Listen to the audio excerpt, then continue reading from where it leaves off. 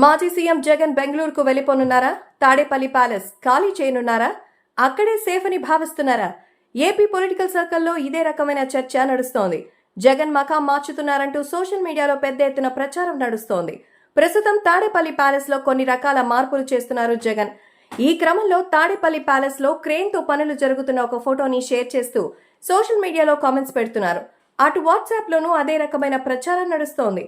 Assembly ఎన్నికల్లో YCP దారుణ పరాజయం, ఇంకోవైపు కేసులు వెంటాడుతుండటంతో జగన్ బెంగళూరు షిఫ్ట్ అవుతున్నారంటూ పోస్టులు పెడుతున్నారు. అయితే ఈ వార్తల్లో నిజమెంత?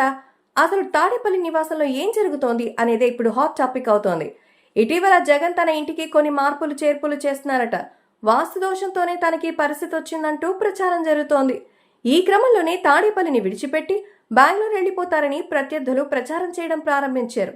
వైఎస్ జగన్ ని ఉద్దేశించి తాడేపల్లి ప్యాలెస్ నుంచి బెంగళూరు యలహంక ప్యాలెస్ కు షిఫ్ట్ అవుతున్న జగన్మోహన్ రెడ్డి అంటూ యష్ టీడీపీ అనే ఖాతా నుంచి పోస్ట్ చేశారు.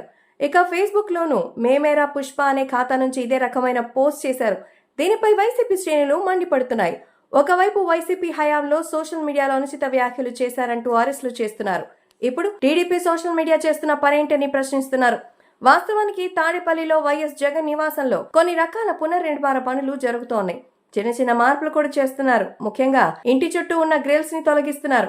అయితే ఈ మార్పులు ఎందుకు చేస్తున్నారన్న దానిపై స్పష్టత లేదు. అయితే వాస్తు నిపుణుల సూచనల మేరకే ఈ రకమైన మార్పులు చేస్తున్నట్టుగా తెలుస్తోంది. దీనిపై మాత్రం ప్రచారం మొదలు పెట్టేశారు. కొద్ది రోజుల క్రిందట ఇంటి దక్షిణ దిశలో కంచెను తొలగించారు.